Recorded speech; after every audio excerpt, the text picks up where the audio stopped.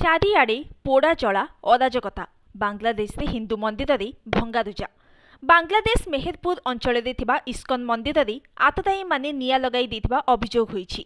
मंदिरर 2टी floor रे निया लगाई दैछन्ति।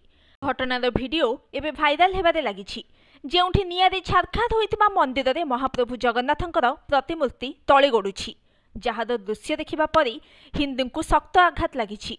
सेहीपरि किछि हिंदू परिवार उपरे आक्रमण होइतिबा भी अभियोग होइछि। किछि महिला एने सोशल मीडिया रे कांदी कांदी पोस्ट करी निजर दुख बयान करिसेंति। सेहीपरि एबे भारत बांग्ला सीमा रे अटकी रहिसेंति अनेक बांग्लादेशी। बांग्ला पटु भारत को आसीबाकू सेमाने निवेदन करुछंती। आउ किछि भारत को मेडिकल काम पई आसी आउ फेरी पारु नाहंती। तेबे हिंसा नियारे जळुछि बांग्लादेश। सारा देश रे असंभाळ स्थिति। प्रधानमंत्री पदरु शेख हसीना इस्तीफा दे देश छाड़िबा परे पार्लियामेंट को भंग घोषणा करिसेंति बांग्लादेश राष्ट्रपति मोहम्मद शहाबुद्दीन। स्थलसेना, वायुसेना, नौसेना मुख्यंक समेत विभिन्न राजनैतिक दल नेता और किछि नागरिक समाज सदस्यंक सहित आलोचना परे राष्ट्रपति संसद भंग निष्पत्ति नेइथिले।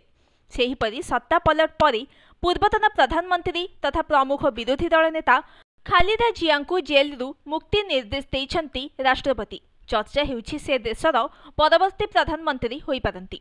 अन्यपटे सेना बांग्लादेशर क्षमताभार हातकु नेइछि। सेना द्वारा गठित अंतरीन सरकार देश चलाइबो बोली सेना मुख्य वाकर उज जमान घोषणा करिथिले।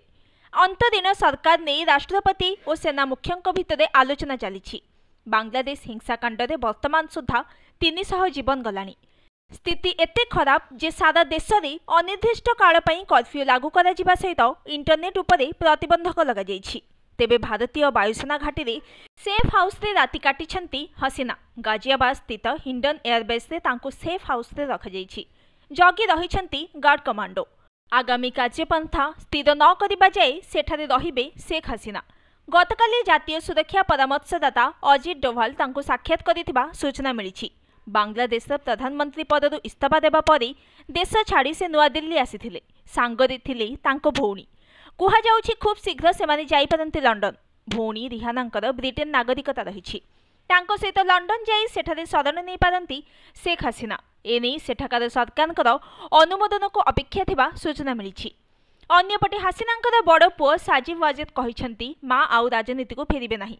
एपटे दिल्ली स्थित बांग्लादेश दूतावास बाहर सुरक्षा व्यवस्था बढ़ाई दिया जाइथिबा देखिबाकू मिलिछि। भारत बांग्लादेश सीमा रे बीएसएफ को मध्य हाई अलर्ट रे रखा जाइछि। मेघालय रे रात्रिकालीन कर्फ्यू लागू होइथिबा बेले पेट्रोलिंग को कड़ाकड़ी करा जाइछि। Bureau report, news today.